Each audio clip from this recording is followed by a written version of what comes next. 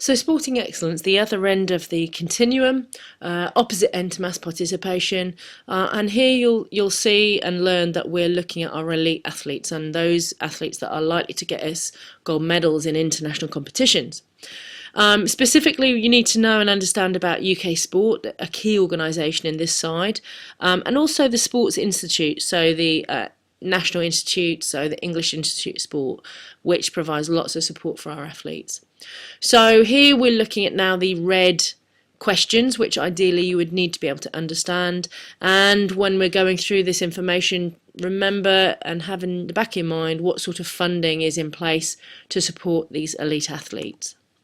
So we're looking now at the top two levels of the pyramid, the performance and the excellence levels. So this is our sporting excellence end. And as I said, it's all about gold medals and where we stand in comparison with other countries, because on this world stage, this public forum where we naturally compare ourselves, it matters a lot that we are appearing to be successful. Not only does it represent our sports and our athletes, but it represents our country and our politics and way more than just that gold medal. And perhaps the elite side of the continuum requires a much more professional approach. Remember, we've discussed things have become more structured, there's lots more payment, there's lots more funding involved, because on a big scale it matters a lot to our government and obviously to us as a nation.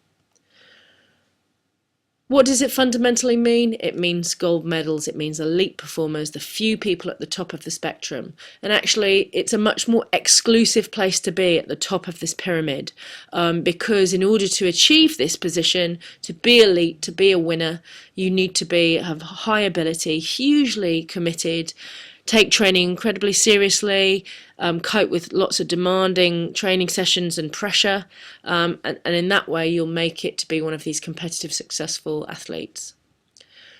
Similarly, though, to mass participation, there are constraints, so things that might interfere with progress and success. Full-time jobs, some athletes have to keep jobs as well as do lots of training, maybe a lack of specialist facilities or coaching or money, maybe not living near the institutes.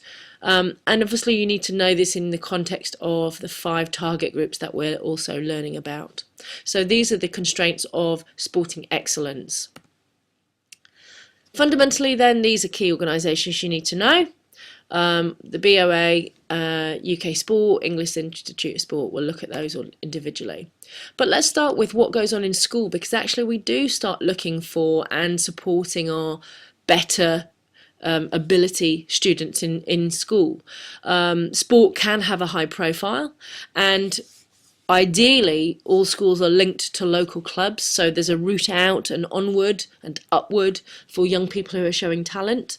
The sports college status, so in our area Dorothy Stringer, will have specific sessions and activities in place to support those gifted and talented students. We can put students through for trials, we can offer them and make sure that in one way or the other they get high quality coaching. They might represent the school, the area, the region, and they get supported in competition, whether that's financially or through sort of time. So even education, and in schools and further education, we support our higher ability students. So these are 2 organisations critical relating to the Olympics. The International Olympic Committee is the central international organisation that controls the Olympics. It determines who has the Olympics each sort of rota. It's not related to any one country or government, nor is it to do with profit. It's purely involved in promoting the Olympic spirit and continuing to ensure that the Games happen in an appropriate way. The British Olympic Association, however, is our National Olympic Committee. So the BOA takes care of our Olympic team and provides funding and training camps for our British athletes. So they're pretty critical to our success. So specifically, this came from a mark scheme, so it's possibly worth having a pause and look at this more closely. The role of the BOA, promoting the Olympic movement and the Olympic spirit, creating Olympic bids to get funding, organising our British Olympic sponsors, so who's going to give us money to support us with equipment and training and time.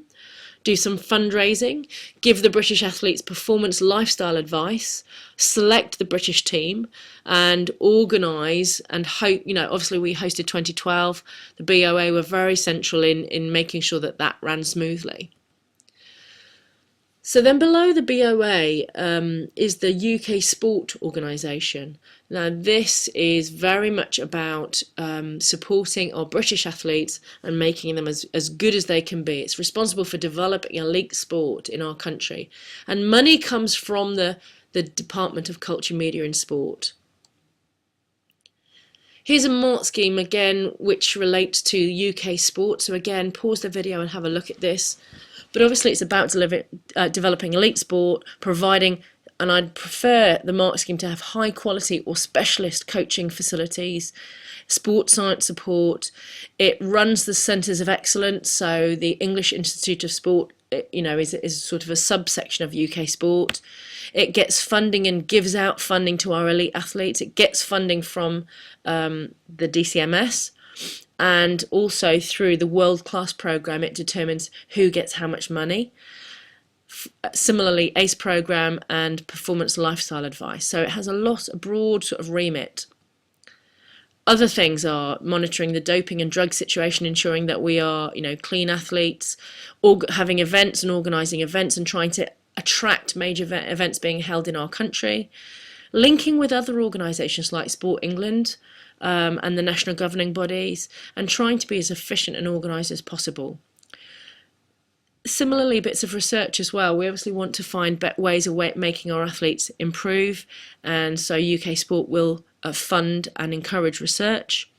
And then the Talented Athlete Scholarship System, which is a funding programme to help people in education also become better at their respective sports. So as I said, within the UK sport, or a part of UK sport, are the institutes of sport. Now there is a UK Institute of Sport, but and obviously one for all the home countries. So we are more likely to need to write about the English Institute of Sport, which is basically there to nurture our elite athletes. What it does, it gets money from UK Sport, so this will have come from the National Lottery, and there are a series of centres around the country which, again, some of these you might recognise relating to your sport, but basically they give practical support to the athletes. High level coaches, sports science support, so physiologists, psychologists, biomechanists working with the athletes to make them perform as best as they can. And you can see from this slightly fuzzy diagram or image the range of ways in which the institutes support their athletes and Paralympic athletes. Here again is a mark scheme. Have a little look at that. Be mindful of these parts. Top level, high quality, specialist. Always have that before coaching or facilities. Now the lottery, we've mentioned that a few times. National Lottery. The government controls the output of this money, and money goes into UK Sport and Sport England. And this is basically showing how National Lottery money helps support elite athletes, the sporting excellence end, promoting standards. And it's this world-class programme that you would need to write about. So let's have a look. And it's basically about athletes being set targets that they need to achieve to keep funding. But the way it's looked upon is if you are likely to get a medal in the next Olympics, then you're going to get quite a bit of money. You're going to get the most money and you'll get lots more support. If you're a few more years away from getting medals for a certain Olympics, so 2 Olympics away, you would get less money. If you were 3 Olympics away or more than 2, you would get less money at this point again, but you would get some support. And who gets these things, who gets this quantities, is very much determined by national governing bodies and the talent selection procedures that are in place for national governing bodies. Now also, so money is funded via UK Sport to these all athletes who fulfill these criteria based on when they're likely to get medals. But also money goes into world-class events programs, which is about trying to ensure that we host international events for the lots of benefits that come from being host. Have a little look at that, pause the video, take your time to read through it. Basically, there's some pros and cons to the funding, because not everybody gets the same amount of funding. We'll have a look at that next. So Olympic funding, winners and losers, based on how good and how well and how likely sports are to get money, will determine how much money they get. So rowing, cycling, obviously getting a lot of money from this funding because they did particularly well in the most recent Olympics and have been good. Gymnastics are going to get more money because they did particularly well. Cycling getting loads of money because that did particularly well.